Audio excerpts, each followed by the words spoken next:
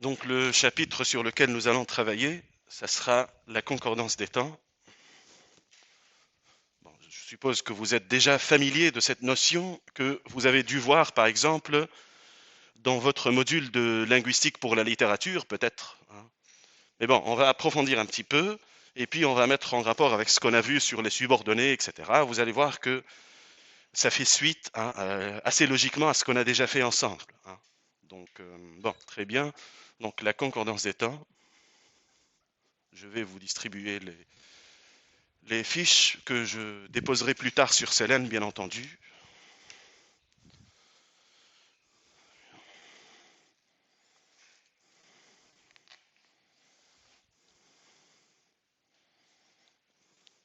Donc, dans ces fiches, il y a un rappel d'abord, puis des exercices d'application, deux exercices de types différents.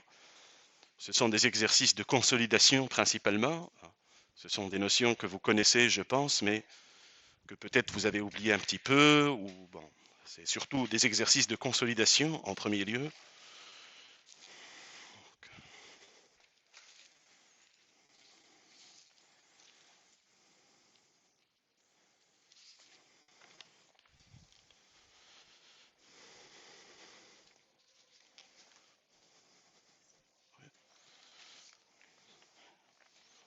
Merci. Très bien. Donc, oui.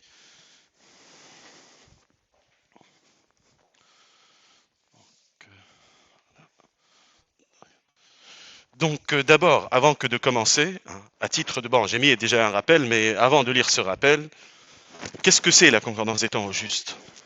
Qu'est-ce que la concordance des temps? Ça va. Merci. Donc, qu'est-ce que la concordance des temps? À quoi ça sert?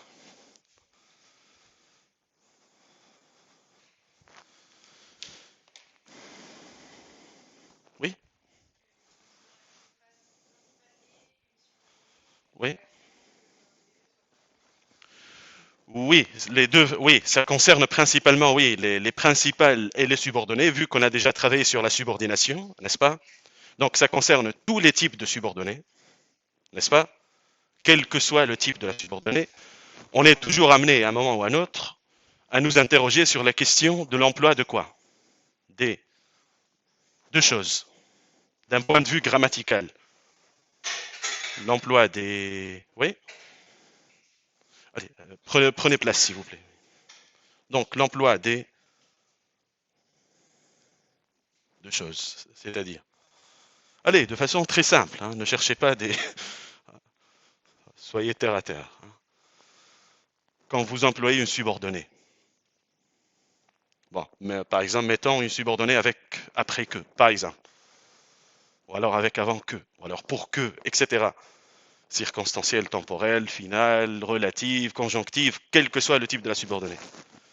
Vous allez vous interroger à un moment ou à un autre sur l'emploi des modes et des temps, n'est-ce pas? N'est-ce pas? Quel mode choisir et quel temps évidemment, et en fonction de quels critères, hein?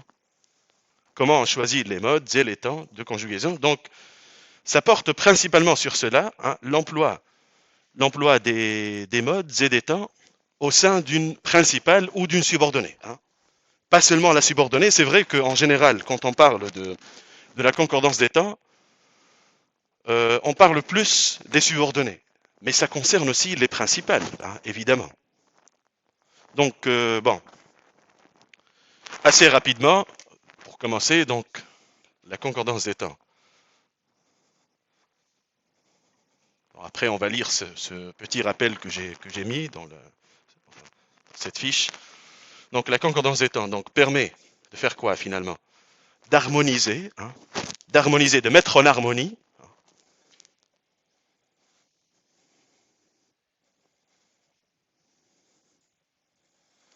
donc les temps et modes, hein, les temps et les modes, les temps et modes, temps et modes, les deux, d'une principale et d'une subordonnée. Voilà, de façon très simple et d'une subordonnée, quel que soit le type de cette subordonnée.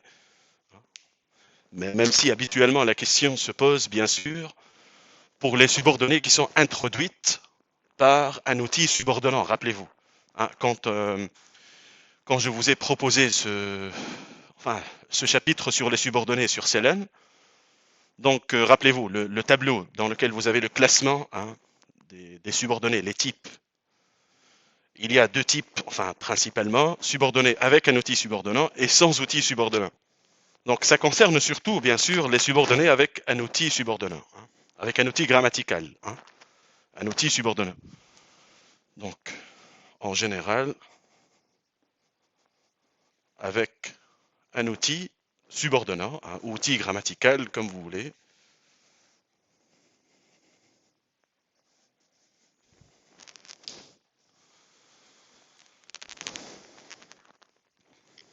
Bon, d'accord, ça c'est bien sûr en général.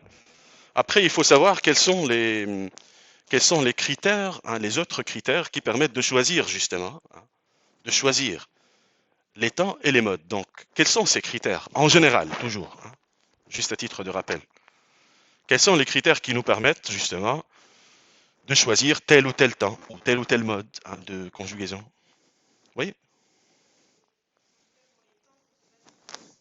oui, d'accord. On regarde, oui, on doit toujours vérifier ou regarder l'outil subordonnant. Quel est l'outil grammatical qui est utilisé? Parce que certains outils imposent par exemple le subjonctif, d'autres le conditionnel, d'autres l'indicatif, etc. N'est-ce pas?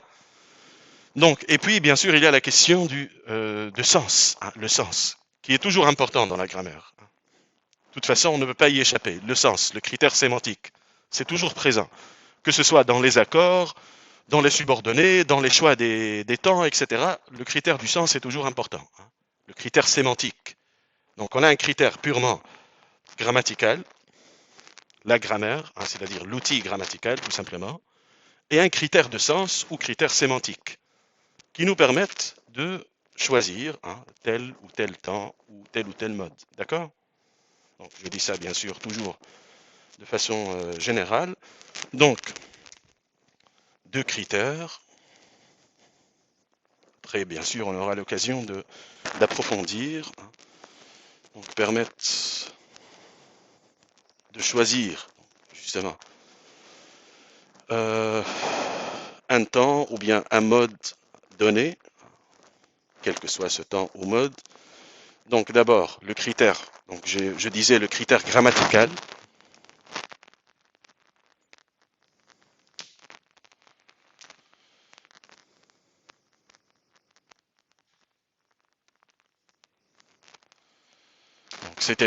C'est-à-dire l'outil grammatical lui-même, l'outil subordonnant grammatical. Ça, c'est le premier critère. Et le deuxième, c'est bien sûr le sens, c'est le critère sémantique qui est toujours important, toujours. Donc le critère sémantique, c'est tout simplement tout ce qui se rattache au sens, au contexte, etc. Surtout, bien sûr, quand on a affaire à un texte. Parce que vous allez certainement remarquer que pour ces exercices d'application, vous avez, enfin, deux exercices. Dans le premier, il y a des phrases. Dans le deuxième, il y a plutôt des extraits littéraires. Donc, critères sémantiques, sens, contexte, etc.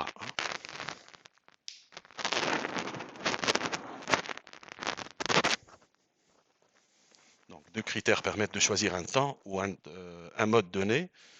Le critère grammatical, puis aussi le critère sémantique.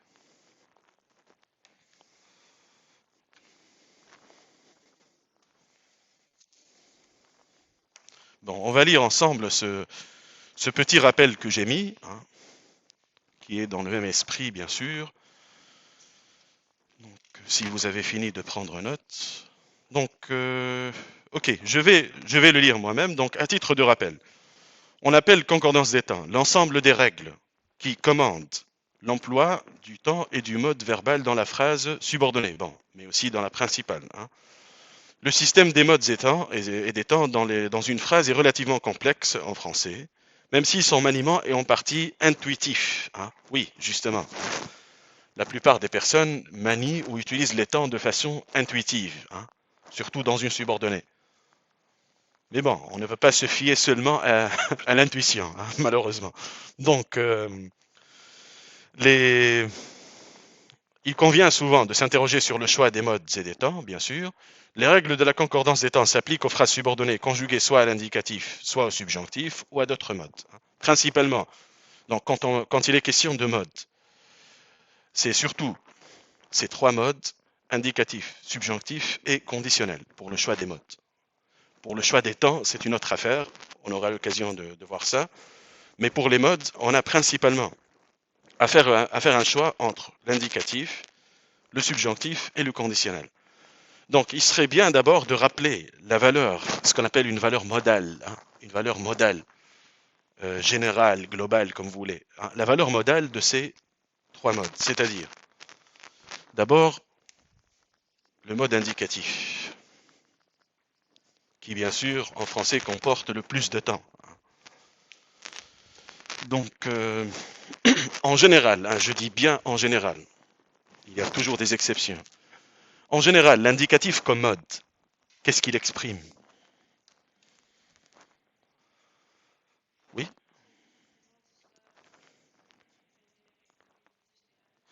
Une action, oui, qui se déroule au présent, une vérité générale, etc. Donc oui, pour être peut-être plus général.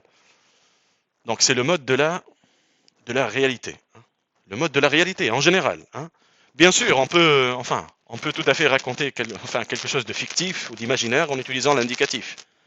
Mais en général, lorsqu'on utilise le mode indicatif, ça veut dire que l'énoncé qu'on produit, hein, la phrase qu'on produit, est supposée correspondre à la réalité ou à une certaine réalité.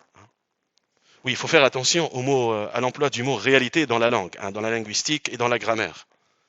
La réalité, ce n'est pas forcément notre réalité, hein.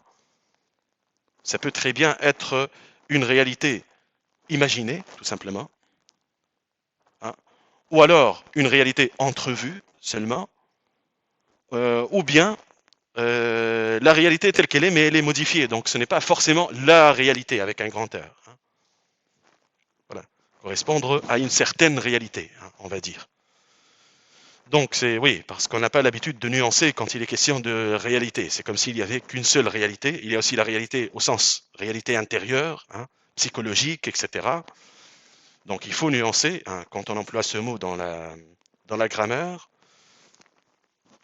Donc c'est le mode de la réalité, hein, ou d'une certaine réalité. D'une certaine réalité. Nuançons, hein, soyons nuancés, c'est toujours mieux. D'une certaine réalité. Ce que je considère comme vrai, hein, comme réel, etc., même si ça ne l'est pas forcément, hein. Donc, le mode de la réalité, ou bien d'une certaine réalité. Bon, voilà. En général, bien sûr, la valeur modale, hein, de l'indicatif. Après, pour le subjonctif, qu'on a tendance en général à employer mal, hein, il faut le dire, que ce soit à l'oral ou même à l'écrit. Il y a beaucoup d'hésitation, hein, pour le. Est-ce que je dois employer l'indicatif, le subjonctif, etc. C'est normal, hein. Parfois, pour certaines expressions, par exemple, c'est admissible, hein, c'est tout à fait possible d'utiliser l'indicatif ou le subjonctif, hein. Par exemple, avec l'expression le fait que, hein, le fait que, le fait que. Vous dites le fait qu'il soit ou le fait qu'il est. Qu'est-ce que vous dites, vous, généralement? Fait qu'il soit, oui, c'est vrai qu'on a une petite préférence pour le subjonctif, hein, avec le fait que ou le fait que. Mais avec le fait que, on peut employer le subjonctif ou l'indicatif. Justement, le critère sémantique. Par exemple, Oui, ça c'est juste à titre d'exemple, hein, le fait qu'il est malade, le fait qu'il est malade l'a empêché de venir en cours. Le fait qu'il est malade l'a empêché de venir. Donc, dans ce cas, ça veut dire quoi? Ça veut dire qu'il est vraiment malade. Et que le locuteur qui produit cet énoncé est sûr et certain que cette personne est malade. D'accord? Mais le fait qu'il soit malade, ça indique autre chose. Ça indique que, enfin, c'est possible qu'il soit malade ou qu'il ne soit pas malade. Hein, tout simplement. Oui, donc, si vous faites même une petite recherche, je pense qu'il y a un billet sur le site de l'Académie française, hein, à ce sujet. Est-ce qu'on doit utiliser l'indicatif ou le subjonctif? Alors, les deux sont admis. D'accord? Même si, en général, beaucoup de locuteurs penchent plutôt pour le subjonctif. Bon, bref, donc ça c'était juste à titre d'exemple. Sinon, pour le subjonctif, d'abord une question toute simple, toujours à titre de rappel. Donc, quels sont les temps du subjonctif?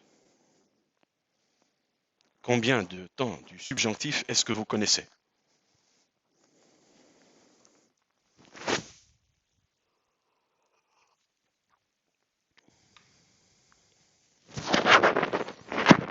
Oui. Lesquels? Oui, oui, oui. Ça c'est l'imparfait. Ça, le subjonctif imparfait, oui.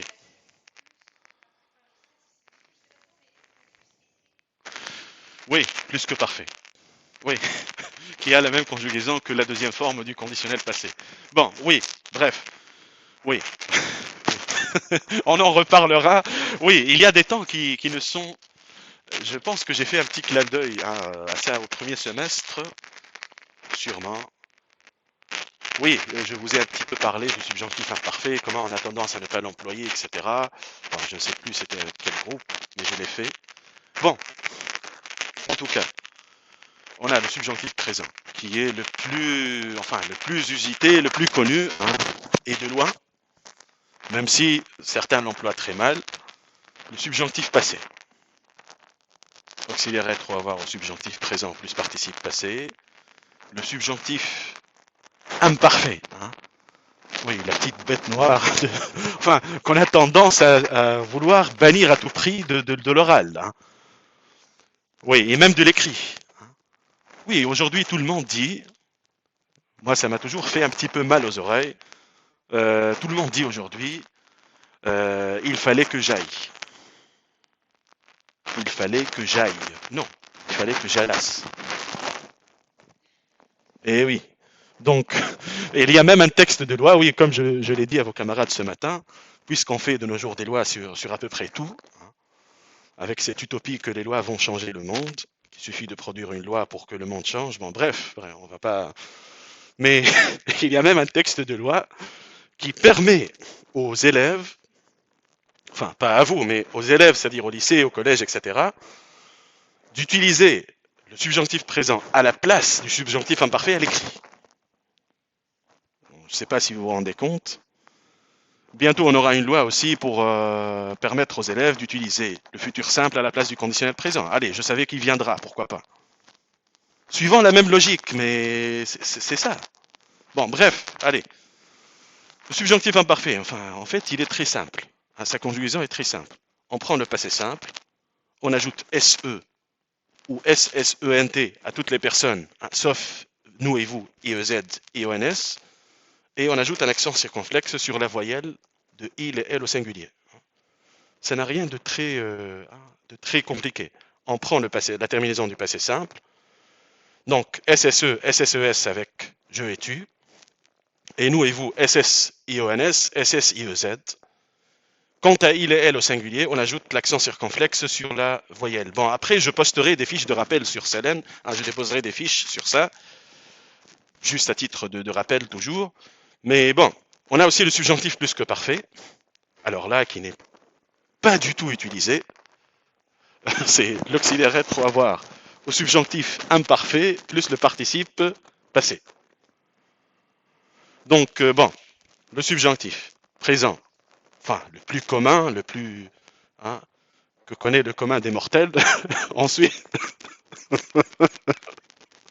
en plus, le subjonctif passé. Donc, oui, enfin, c'est bizarre cette.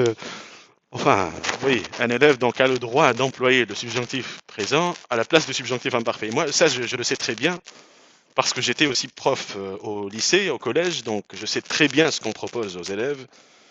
Et quand j'ai eu, je me souviens une fois, c'était il y a assez longtemps, quand j'ai eu à corriger l'épreuve du bac. Oui, ça, je me souviens, il y avait un petit exercice dans lequel il fallait conjuguer, etc. Bon, bref. Il y avait la même question. Il fallait que l'élève a mis que j'aille. Donc moi, j'ai fait ça. Après, après on m'a dit, mais non, enfin, ils connaissent pas le subjonctif imparfait. Oui, ils ne connaissent pas, mais ce n'est pas correct. Enfin, c'est ça le problème. Donc après, j'ai dû enfin, lui rendre son point. Oui, le problème est que on vient aux élèves, on leur apprend tout, tout, hein, le subjonctif, l'impératif, l'indicatif, le conditionnel. Et après, bon, d'accord, ils voient, en général, quand ils lisent un texte, oui, d'accord, ça c'est le passé simple, etc., mais ils ne savent pas comment l'employer. Ça sert à rien. Enfin, bon, allez. Donc, passé, donc c'est l'auxiliaire. Être, on va voir.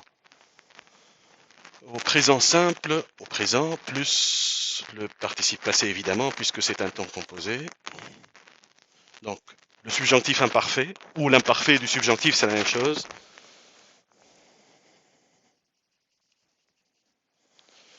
Donc, bon, en général, donc, on a le suffixe, hein, la désinence, ou le suffixe plutôt. Donc, SSE, SSES, donc SSE, SSES. Donc, après, accent circonflexe sur la voyelle.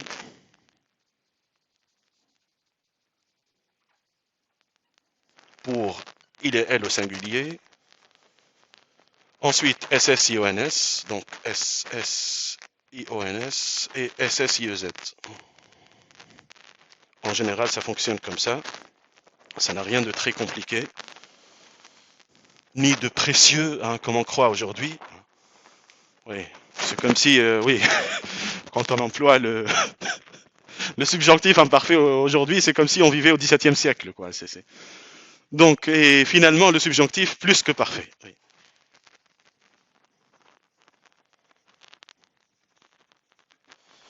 Auxiliaire être, on va voir au subjonctif imparfait plus participe passé.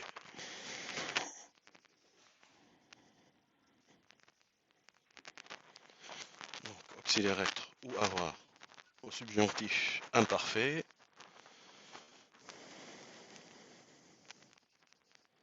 plus le participe passé. Bon, voilà. C'est juste pour vous rappeler les temps du subjonctif. Bon, et sinon, moi j'ai fait comme au lycée un petit peu. Hein. Ça sert à quoi le subjonctif? D'accord, oui, il y a le subjonctif présent, passé, imparfait. Oui, mais ça sert à quoi?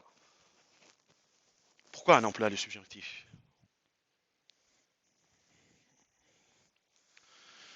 Je veux qu'elle sorte. Oui. Nécessité, obligation, etc. Oui, ça c'est des valeurs du subjonctif, mais on peut dire que ce sont des sous-valeurs. Pas des sous-valeurs, non, non, mais non, non. Attention, pas des sous-valeurs dans un sens négatif, hein, mais des valeurs secondaires. C'est quoi la valeur modale, générale? Bon, je vous pose ma question autrement. Quand vous utilisez le subjonctif, vous pensez à quoi en fait? Pourquoi vous dites je veux qu'elle sorte? Je veux qu'elle devienne mon amie, etc. La volonté. Le, hein, c'est comme si vous disposiez d'une baguette magique. Moi, j'ai toujours considéré le subjonctif comme un mode magique. Oui, c'est abracadabra. C'est ça finalement. Oui, oui, c'est ça. C'est le mode de l'esprit, des choses de l'esprit. C'est un mode magique, hein, qui présente l'action telle qu'elle est envisagée par l'esprit. C'est le mode de l'esprit. Donc, quand on vous dit subjonctif, pensez à abracadabra, tout simplement.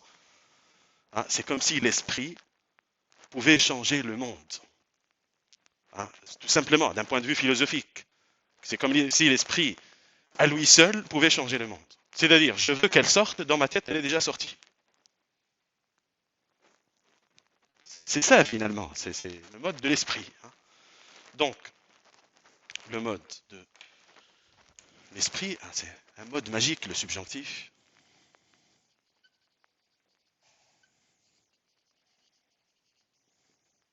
Le mode de l'esprit, donc, il présente l'action telle qu'elle est envisagée par l'esprit. Et c'est magnifique, le subjonctif.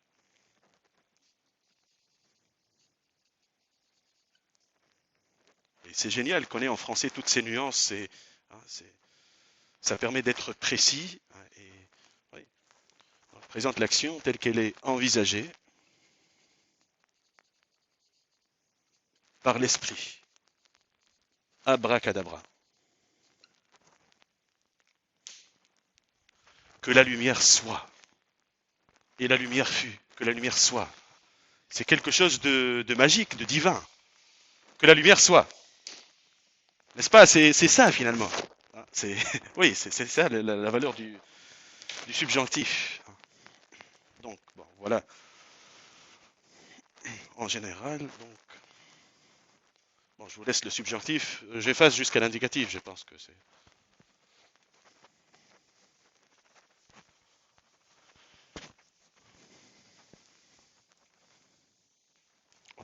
Mince.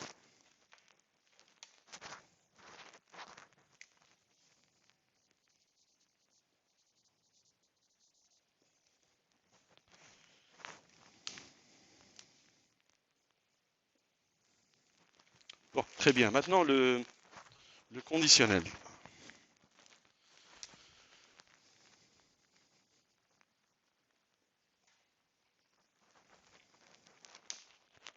Puisqu'on est en train de faire ce rappel.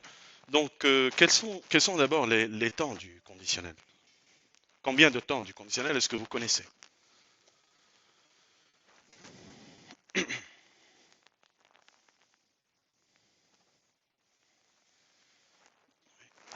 Alors, oui, il y en a combien? Oui.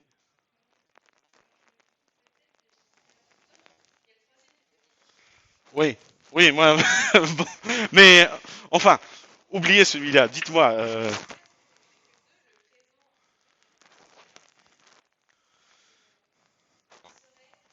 oui, c'est-à-dire base radicale du futur plus terminaison de l'imparfait, n'est-ce pas? Bon, conditionnel présent. Oui, on a un conditionnel passé avec deux formes. Voilà. Première forme qui est la plus utilisée. Auxiliaire être ou avoir, conditionnel présent plus participe passé. J'aurais voulu, etc. La deuxième forme, elle se conjugue en fait comme le subjonctif plus que parfait. J'eusse voulu, par exemple. Mais sans que ce ne soit, un subjonctif.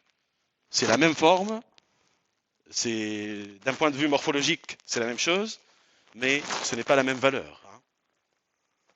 Bien sûr, le conditionnel passé exprime l'irréalité en général, hein. L'irréalité, n'est-ce pas? Bon, donc on a dit présent. Donc, bon, même si vous le savez déjà, radical du futur simple sans temps, plus terminaison de l'imparfait.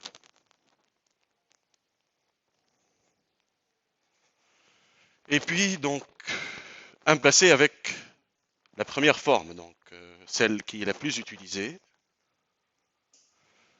c'est-à-dire l'un des deux auxiliaires, être ou avoir, au conditionnel présent,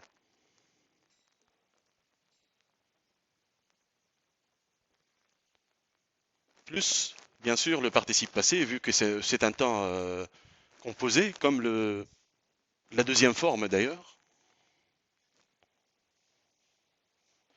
Donc la deuxième forme, c'est la même morphologie que la même forme exactement que le subjonctif plus que parfait. Que le subjonctif plus que parfait, même conjugaison.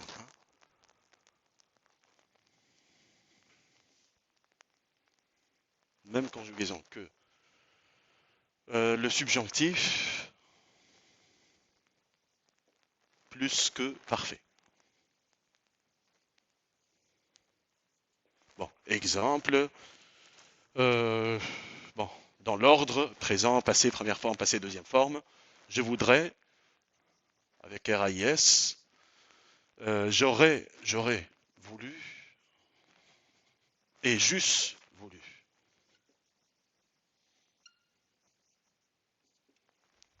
J'eusse voulu. Ça, c'est la deuxième forme, qui est considérée aujourd'hui, comme les autres formes du subjonctif, par exemple, imparfait plus que parfait, comme une forme soutenue ou littéraire, hein, surtout. Oui.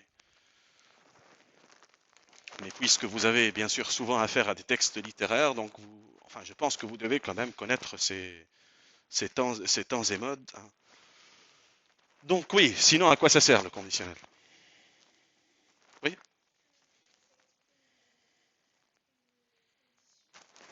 une condition, oui, comme son nom l'indique, n'est-ce pas? Donc une action soumise à une condition ou dont la réalisation est soumise à une condition préalable, d'accord? Donc c'est en rapport avec tout ce qui est hypothétique en général, tout ce qui se rattache à l'hypothèse. On est d'accord? Ça a aussi une autre valeur qui, est, qui relève plus de la temporalité, hein, du temps. C'est quoi cette valeur? Nous avons tous appris que le conditionnel, c'est quoi en fait? C'est un futur. Oui, c'est un futur. Un futur.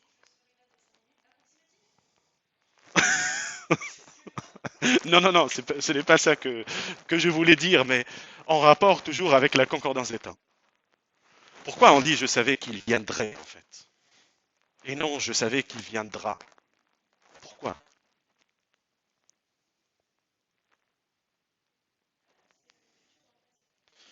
Oui, ne dites pas dans le passé. C'est ce qu'on dit aux pauvres élèves, on les déroute. Futur par rapport au passé.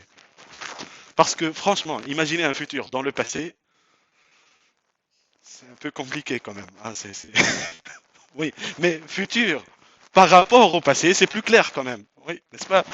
Oui, c'est ce qu'on a tous appris. On nous a tous dit ça, hein. Futur dans le passé. Mais c'est quoi un futur dans le passé? Parce qu'il faut aussi comprendre la théorie d'Einstein aussi sur la relativité, etc. Oui, c'est vrai. Donc, c'est plus simple de dire futur. Non, c'est pas une critique que je vous adresse, mais c'est moi aussi, comme vous, c'est ce qu'on m'a dit au sujet du conditionnel, hein. On m'a dit exactement la même chose. Mais non, enfin, c'est un futur par rapport au passé. Ce n'est pas la même chose. Je savais qu'il ou elle viendrait parce qu'on a l'imparfait de l'indicatif, plus qui est un temps du passé, éloigné, plus le conditionnel. Donc c'est normal. Voilà.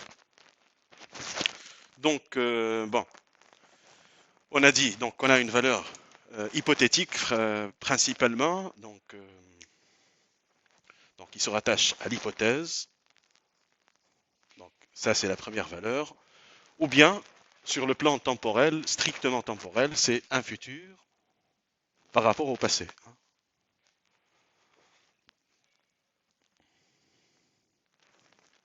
Dans une phrase, enfin, c'est vraiment la phrase type, je savais, je savais qu'elle viendrait. Donc par exemple, hein, conditionnel présent, imparfait de l'indicatif, voilà, concordance des temps.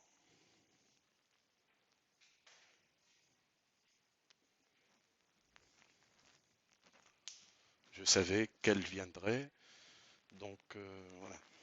L'emploi du conditionnel, bien sûr, s'explique par sa valeur temporelle et à plus forte raison par cette loi, hein, de concordance des temps.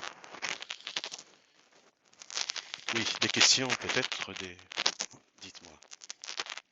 Est-ce que c'est clair jusque-là? Oui, oui. Ça me manque les questions, hein. Ça, ça fait longtemps qu'on ne m'a pas posé des questions, hein. Oui, à moins que, enfin, sauf lorsque un inconnu me rencontrait, enfin me voyait à la rue pour me demander l'heure, ou Mais sinon, les questions, ça me manque, donc allez-y, hein. N'hésitez pas, bombardez-moi de questions. C'est bien les questions. Je ne dis pas que j'ai forcément réponse à tout, mais je m'efforcerai de...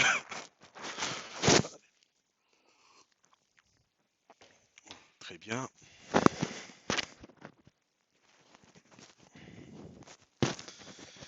Bien. Donc, bon, puisque vous ne semblez pas avoir de questions, mais vous allez en avoir, hein, c'est sûr. Bon. On va passer aux exercices d'application. Bon, vous avez fini de prendre note d'abord, ou bien... Sinon, je vous laisse un peu plus de temps, peut-être. Ok. Donc, bon, j'efface le subjonctif, je vous laisse le conditionnel.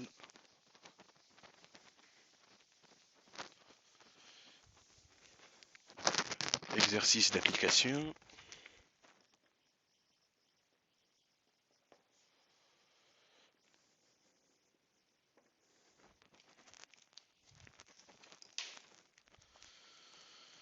Ouais.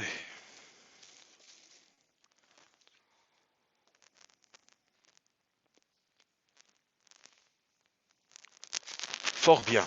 Allez, j'ai l'air d'un bourgeois comme ça. Fort bien. Non, je suis un homme, tout ce qu'il y a de plus simple, donc rassurez-vous, je suis un homme du peuple, rien d'autre. Donc, allez. C'est vrai que je critique souvent les usages populaires, etc., en matière de conjugaison, de grammaire, mais je ne suis qu'un homme du peuple finalement. Allez, donc, exercice 1.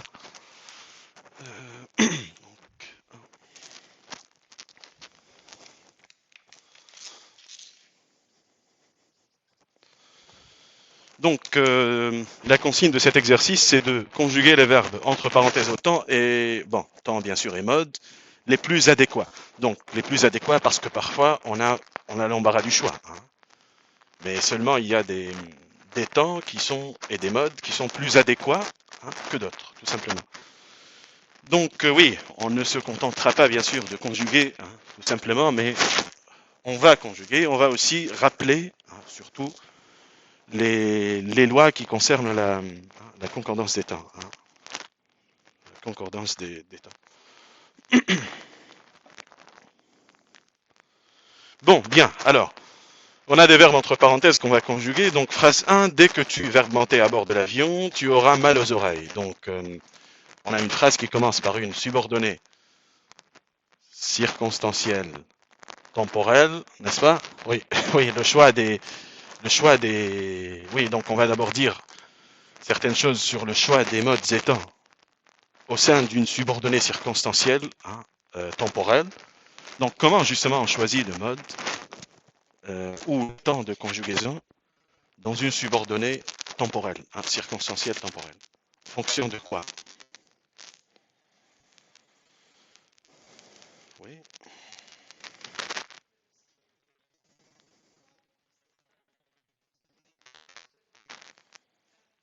Oui, oui, on peut utiliser le. Oui,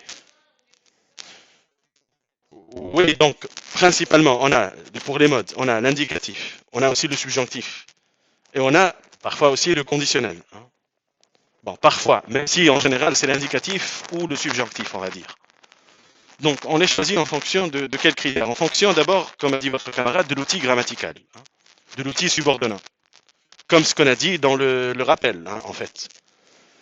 Il y a aussi un autre critère, mais qui n'est pas fiable tout le temps, je dirais, mais qui est fiable en général, hein, en général. Oui, bon, rappelez-vous,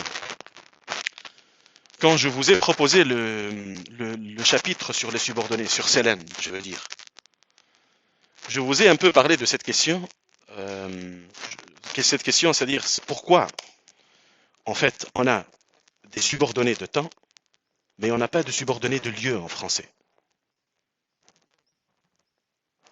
Alors que on a des compléments circonstanciels de temps et des compléments circonstanciels de lieu. Mais inversement, on n'a pas de subordonnés de lieu. Alors pourquoi? Allez, qu'est-ce qui explique cela, en fait? Oui, dites-moi. Oui, mais L'essentiel, c'est de ne pas, enfin, ne pas forcément réussir. Mais allez-y, enfin, dites-moi, oui.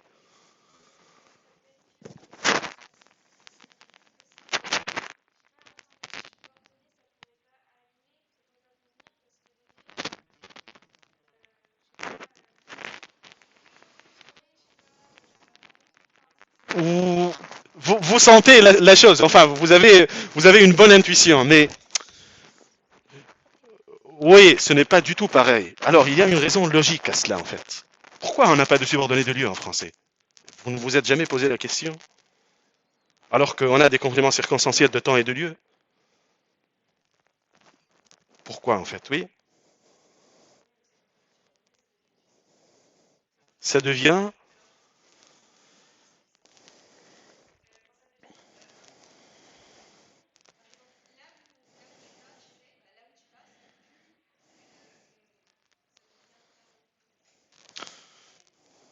la question de la substantivité. Oui, c'est compliqué ce que vous dites.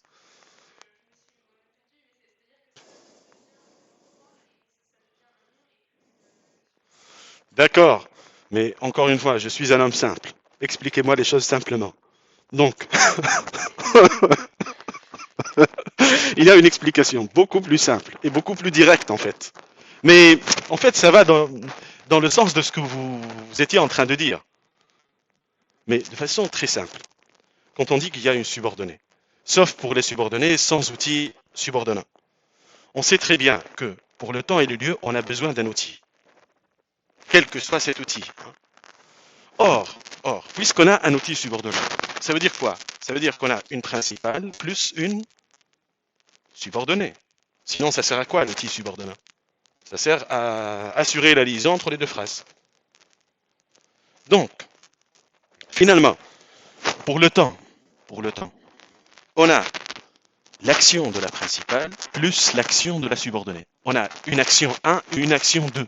Une action avant une autre action, une action après une autre action, ou deux actions qui se déroulent en même temps. N'est-ce pas? Vous êtes d'accord avec moi?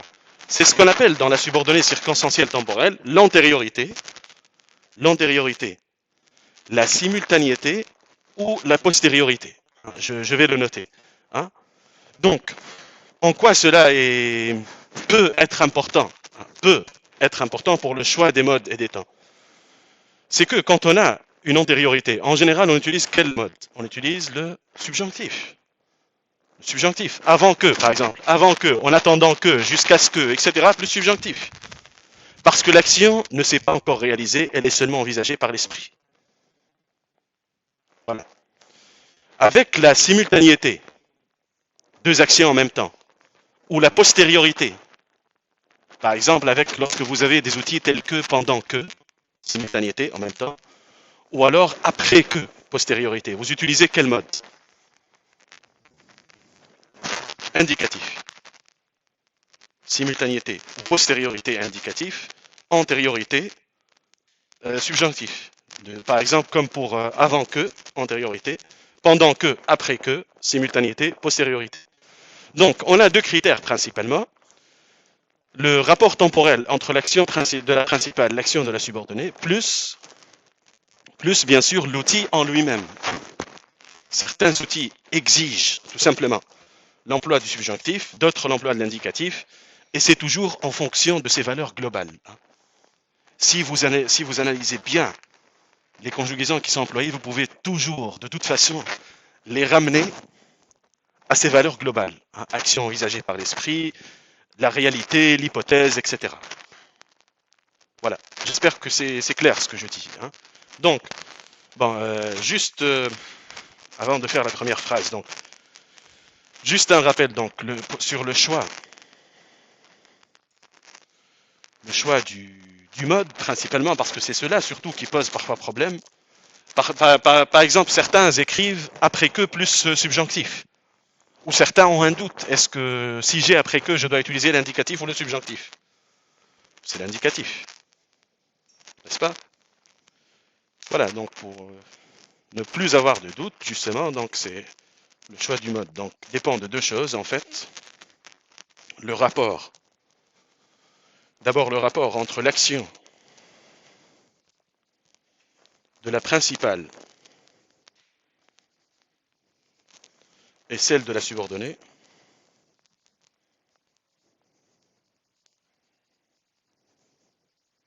Donc, autrement dit, si j'ai une antériorité, l'action de la principale avant l'action de la subordonnée, antériorité, subjonctif, c'est bien sûr en général, il y a toujours de toute façon des exceptions notables, donc antériorité, subjonctif. Et pour la simultanéité, deux actions en même temps, ou la postériorité, action de la principale après l'action de la subordonnée, donc simultanéité, donc, et postériorité.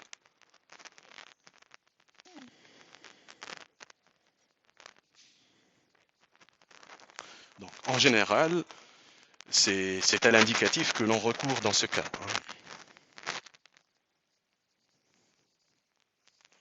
C'est pour ça que, par exemple, lorsque vous lisez une œuvre, une œuvre littéraire, un récit au passé, par exemple, vous trouverez toujours, par exemple, des expressions du type après qu'il eut traversé. Après qu'il eut traversé. Eut traversé, c'est quoi le temps? Allez, le temps et le mode. Non, non, pas de subjonctif avec après que. C'est plutôt... Oui, quel temps? Oui. Passé... Pas simple, passé antérieur. Auxiliaire être ou avoir au passé simple, plus participe. Passé, c'est le genre de construction qui sont... ou d'emplois qui sont assez courants dans les récits au passé, par exemple. Après qu'il eut traversé la rivière, etc. Bon, rivière, je ne sais pas pourquoi, mais peu importe. Donc, voilà, c'est après que plus indicatif. Ici, par exemple, c'est le passé antérieur. On peut avoir aussi, par exemple, un passé composé avec après que, etc. Ou même parfois un plus que parfait. Même si en général, si vous avez peut-être remarqué que dans les textes littéraires, dans les récits, etc., c'est le plus souvent le passé antérieur avec après que. En fait, oui, c'est le temps qui est le plus couramment utilisé avec après que. Bon, ça c'est le premier critère. Deuxième critère, c'est simplement l'outil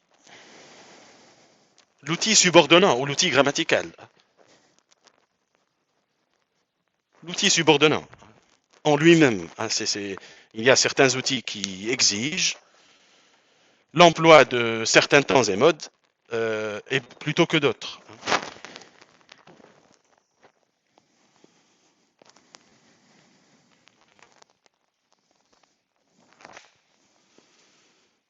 Oui, des questions peut-être sur ces points-là. Non? Toujours pas de questions?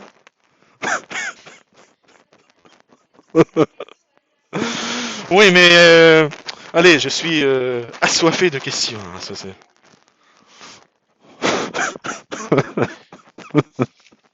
oui, pourquoi pas. C'est une question après tout. Donc, mais je préfère que ce soit sur le, le cours. Bon. Oui, tant que c'est une question, je prends. Bon, ok. Alors, bon, pour en revenir à notre phrase. Dès que tu verbe monter à bord de l'avion, tu auras mal aux oreilles. Donc, d'abord, on identifie le temps de conjugaison de la principale. C'est quoi le temps qui est employé ici dans la principale?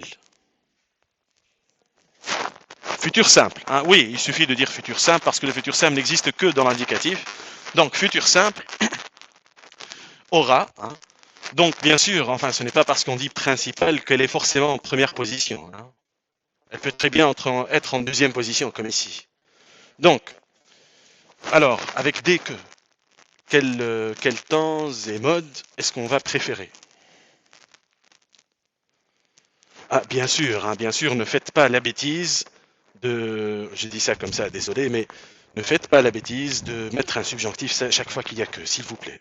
Ne faites pas ça. Ça me ferait mal au cœur. Non.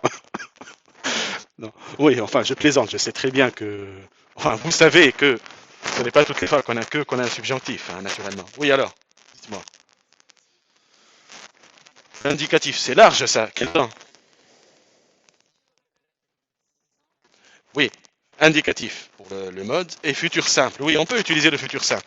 Dès que tu monteras à bord, tout simplement. Ou bien, quelle est la deuxième option? Le temps qu'on néglige d'habitude à l'oral. Hein. Et c'est normal, parce qu'on est soi-disant spontané, etc. On néglige les temps de conjugaison. Hein. Les gens, en général, ne maîtrisent pas les temps de conjugaison à l'oral. Oui, dites-moi.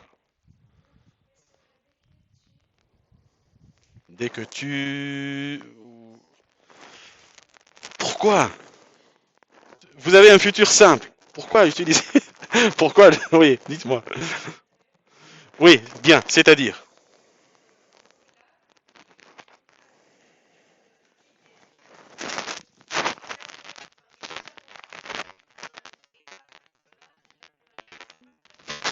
Oui, bien sûr, oui, bien sûr, c'est bien, oui, c'est tout à fait ça. Donc, oui, on peut utiliser aussi le futur antérieur. Hein. Futur antérieur, auxiliaire être avoir au futur simple plus participe passé. Donc, si on utilise le futur antérieur, comme a dit votre camarade, on suppose que les deux actions ne se déroulent pas forcément en même moment. C'est-à-dire, il y a un certain temps qui se passe, plus ou moins long, mais en général assez court, entre le moment où l'on monte à l'avion et le moment où on a mal aux oreilles, en fait. Hein. C'est ça ce que ça veut dire. Et si on utilise le futur simple pour les deux, ça veut dire que les deux actions se déroulent plus ou moins simultanément. Bon, alors là, vous remarquez que on a une antériorité avec le futur antérieur, et pourtant, antériorité, qu'est-ce que j'ai dit moi ici? Antériorité subjonctif. Alors est-ce que j'ai dit une bêtise? Non. Moi j'ai été prudent, je vous ai dit en général.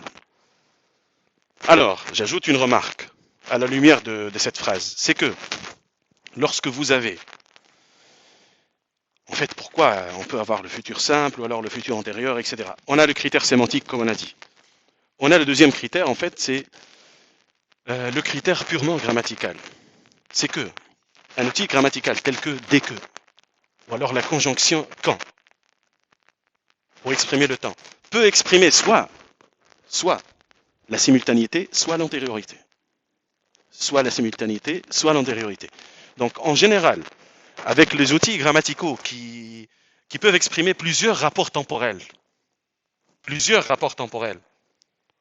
on utilise en général le mode indicatif, quel que soit le rapport. Je répète ou bien c'est clair? Hein? C'est clair? Bon, je vais le noter de toute façon. Hein.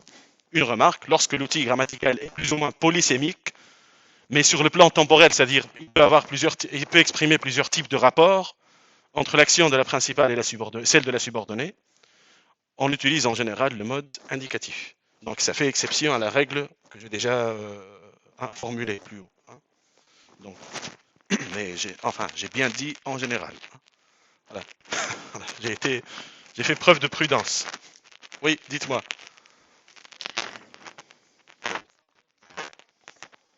Oui, tu seras monté. Oui. Donc, bien sûr, pour le verbe monter, vous savez, je pense que lorsqu'on a le verbe monter plus un complément circonstanciel construit au moyen d'une préposition, comme a ici, hein, on utilise l'auxiliaire être. Tu seras monté. N'est-ce pas? Dans certains autres cas, quand on n'a pas, rappelez-vous ce qu'on a fait sur les verbes transitifs indirects, quand on n'a pas de préposition, on peut utiliser monter avec l'auxiliaire avoir. J'ai monté les escaliers. Je suis monté par les escaliers. C'est quoi la différence? C'est que j'ai monté les escaliers, transitif direct, sans préposition. Je suis monté par les escaliers ou à bord de l'avion, etc. Vous avez une préposition en fait. Le verbe devient transitif indirect. Ce qui peut modifier le choix de l'auxiliaire pour certains verbes, tels que monter, descendre, etc. D'accord? Juste à titre de rappel. Donc, alors, on disait qu'on a ici deux possibilités. Soit tu monteras, futur simple,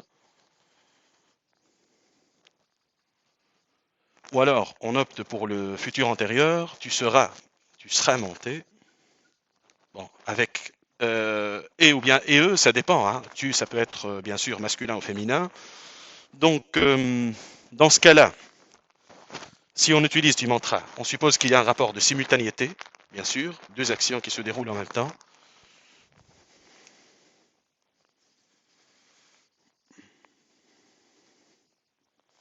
Et sera monté un rapport d'antériorité plutôt.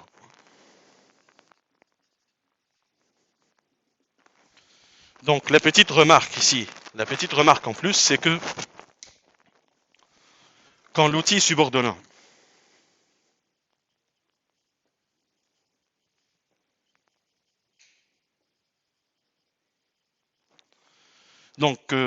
est plus ou moins polysémique dans le sens où il exprime soit l'antériorité, soit les simultanéités, etc., on utilise en général l'indicatif.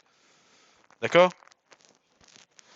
Oui, je fais attention parce que non, mais c'est vrai, c'est vrai. Vous savez, il faut être prudent avec les règles.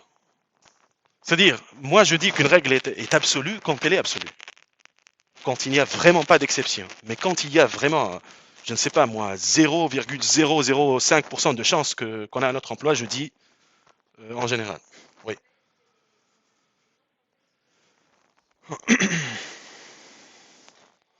Vous me mettez dans une situation difficile.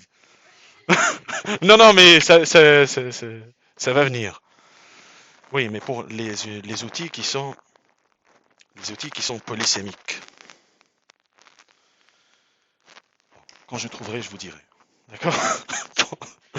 Oui. Bon, bien sûr, D, etc., ça ne compte pas, parce qu'il faut avoir D que, hein, il faut avoir un outil avec que, forcément. Bon, quand ça me reviendra, je vous dirai. Donc, on disait, donc, quand l'outil subordonnant est polysémique,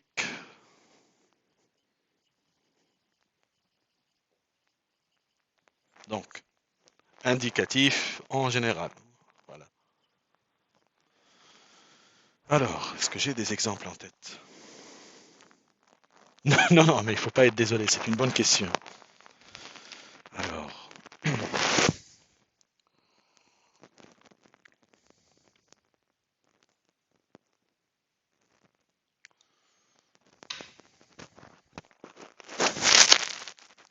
non, en fait, ce n'est pas en général, c'est toujours. Je me suis trompé, tout simplement. Oui. Je cherchais des choses, des subterfuges comme ça, mais voilà. Je me suis simplement trompé, c'est tout. C'était une façon de parler ou de. Mais voilà, je le reconnais. Oui, parce que d'habitude, quand on se trompe, on a tendance à nuancer, à dire ouais, mais non, mais c'est parce que je pensais à. Non, en fait, je me suis trompé. Non, c'est pas en général, c'est toujours le cas. Par exemple, si vous avez aussitôt que aussi, par exemple. Moi, je pensais surtout à aussitôt que, dès que, quand, etc. Pour tous les outils, ça fonctionne de la même façon. Donc en fait, oui, c'est toujours le cas. Oui, mais vous voyez, c'est pour ça que c'était une question intéressante. Oui. Très bien.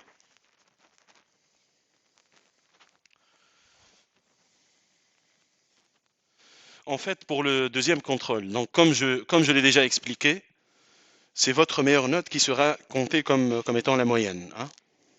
D'accord? Si vous avez par exemple 16 au premier contrôle et 18 au deuxième, votre moyenne, ça sera 18. Voilà, d'accord? Merci. Oui, c'est pour vous aider un petit peu parce que bon, on a aussi travaillé dans des conditions très particulières, donc voilà. Et puis je veux vous aider aussi. Donc, ce qui compte pour moi, ce n'est pas la note, c'est ce que vous allez vous garder de ce cours, hein. La note m'importe peu, à vrai dire, c'est vrai. Vous, bon, vous peut-être la note vous importe, bien sûr. Je comprends, mais oui, mais pour moi, ce n'est pas important, franchement. Parce qu'on a tendance à ne travailler que pour le contrôle, pour la note. Ça, franchement, ça m'agace un peu. Donc, enfin, vous inquiétez pas pour ça, d'accord? Allez, donc on passe, on passe à la deuxième phrase.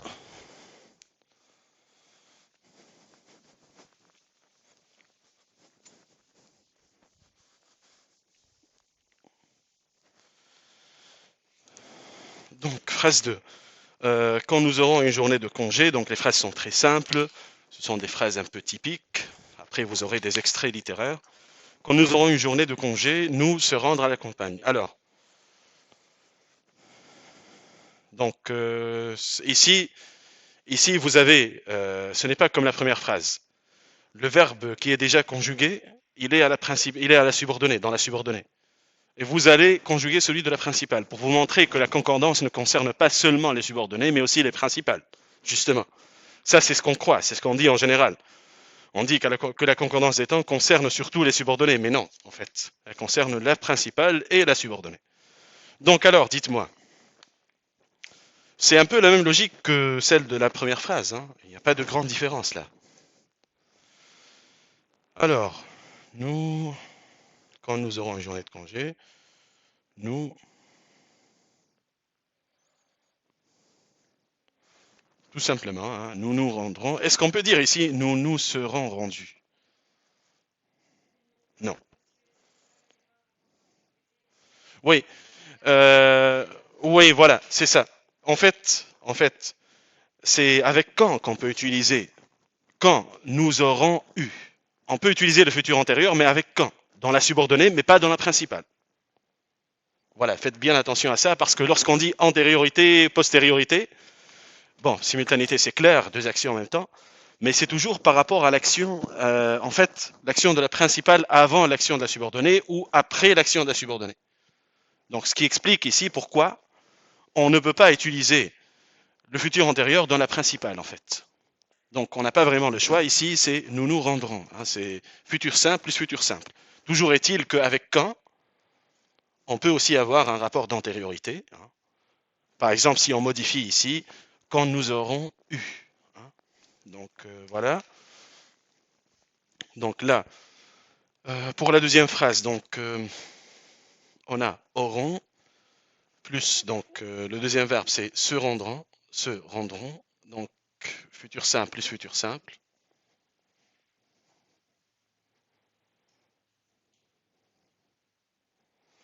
Oui, une deuxième possibilité, c'est d'avoir, même si, enfin, ce n'est pas ce que vous avez dans la phrase, bien sûr, mais on peut tout à fait utiliser le, le futur antérieur dans la subordonnée quand nous aurons eu, donc futur antérieur, plus bien sûr un futur simple. C'est la même logique que pour la première phrase en fait, hein, avec dès que. Donc auront eu futur antérieur plus se rendront futur simple. C'est possible aussi.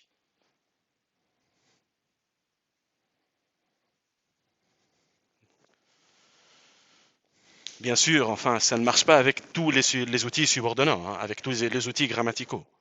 Par exemple, pendant que, avant que, etc., on a un seul rapport, antériorité, simultanéité, etc. Mais pour certains outils, enfin surtout avec quand, avec dès que, et avec aussitôt que, principalement. Vous pouvez avoir soit un rapport d'antériorité, soit un rapport, bon, avec aussitôt que, oui, on peut avoir un rapport de simultanéité, bien sûr. Oui. Oui. Et oui, une autre petite remarque aussi, quand on dit antériorité, action de la principale avant l'action de la subordonnée. Donc, ça peut vouloir dire que l'action de la principale s'est déroulée longtemps avant l'action de la subordonnée ou vraiment à très peu de temps de l'action de la subordonnée. Donc la durée a un peu varié, hein, mais c'est toujours une antériorité. Même chose pour la postériorité d'ailleurs. Hein, voilà. Donc ce n'est pas une question de durée, hein, mais de rapport. Hein, avant, pendant, après. Voilà, tout simplement, oui. Donc oui, ce sont de petits détails, mais qui permettent de comprendre ces phénomènes. Oui, alors, la phrase 3, une petite nuance sémantique assez drôle. Hein. Bon, comme vous allez pouvoir le constater. Oui, d'ailleurs, je pense qu'on va aujourd'hui s'arrêter à la phrase 3. Oui, dites-moi. Donc, la phrase d'abord, oui, je la lis parce que vu que c'est enfin, c'est enregistré. Donc, je vais repartir certainement lorsque tu arriveras. Alors, qu'est-ce que vous en pensez? Oui, dites-moi. Oui,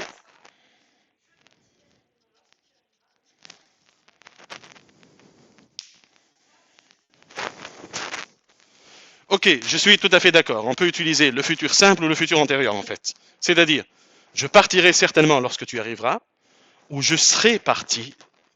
Bon, d'habitude on intercale l'adverbe entre l'auxiliaire et le participe. Je serai certainement parti lorsque tu arriveras. Bon, toujours est-il qu'il y a une petite nuance sémantique entre les deux. Bon, supposez, mettez cette phrase en situation. Supposez que l'une d'entre vous m'envoie un mail pour me dire est-ce qu'on pourrait avoir rendez-vous, par exemple, je ne sais pas, à 15h30, mettons. Et moi, je lui réponds, est-ce que je vais lui dire, je serai certainement parti quand vous, bon, vous, euh, peu importe, quand vous viendrez ou quand vous reviendrez, ou je serai certainement parti, ou alors je partirai certainement. Qu'est-ce qui est préférable? Oui, le futur antérieur. Pourquoi? C'est quoi la différence justement? Il y a une petite nuance de sens. Oui.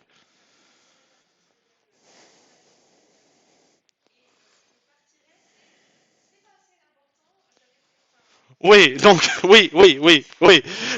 Regardez, oui, c'est ça. Je partirai certainement lorsque tu arriveras. Je ne m'intéresse pas, je m'en fous. Je vais certainement partir. Tout simplement. Mais je serai certainement parti. Ça veut dire, autrement dit, je suis désolé, mais au moment où vous serez là, je serai certainement parti. Vous voyez qu'il y a une petite nuance de sens avec le futur antérieur. Bon, bien sûr, évitez de juger les gens grammairiens. Hein. Les gens peuvent vous écrire, je partirai certainement, mais sans vouloir vous blesser. Ou voilà, mais voilà, il y a quand même une petite nuance de sens. Mais les gens parfois ne font pas attention. Hein. Il ne faut pas être non plus. Oui, répondre en disant à cette personne, mais pourquoi vous employez le futur simple? C'est le futur antérieur qui va employer. Imaginez hein, si tous nos rapports étaient régis par la grammaire. Ça serait amusant. Hein. Non, ah, c'est futur antérieur. Vous me blessez avec votre futur simple. Non. Oui, en quelque sorte, oui. Oui, certaines formules sont assez, oui, sont assez, peuvent être même déplacées parfois, sans même qu'on s'en rende compte.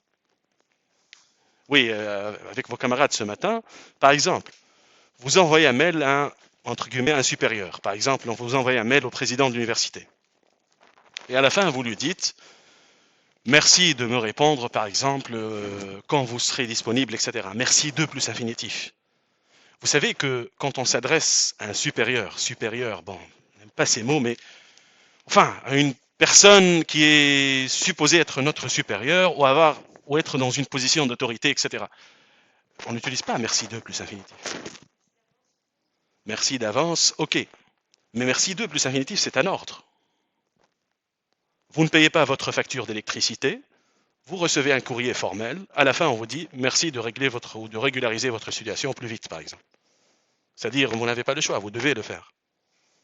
Donc attention à ces formules parfois, hein, même si c'est enfin encore une fois, il ne faut pas oui, juger toujours les gens suivant les règles de la grammaire, mais voilà, certaines formulations sont assez oui, ambiguës ou alors enfin il vaut mieux les éviter tout simplement.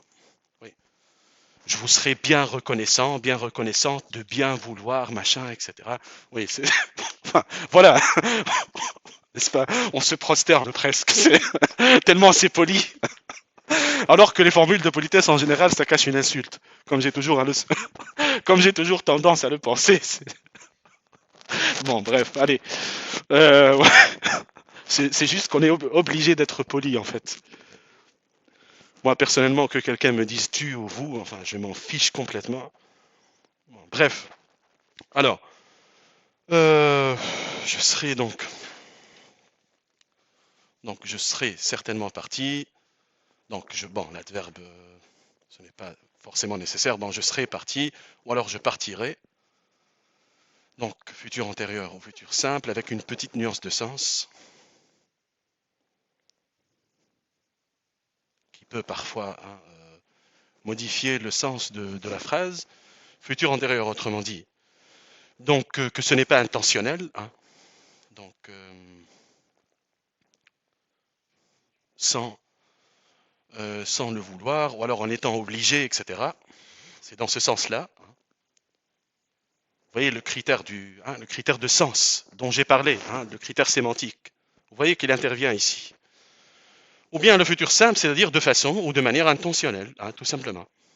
Je partirai parce que je veux partir, parce que voilà, je ne veux pas vous voir, etc. C'est un peu ça. Mais bon, hein, il faut, il faut pas juger les gens en grammairien, hein. Donc de manière intentionnelle, hein, préméditée, etc. Voilà. Donc voilà pour aujourd'hui, hein. Bien sûr, avec vos camarades, je continuerai, enfin, on finira normalement la suite de cet exercice et j'enregistrerai bien sûr sur Salem.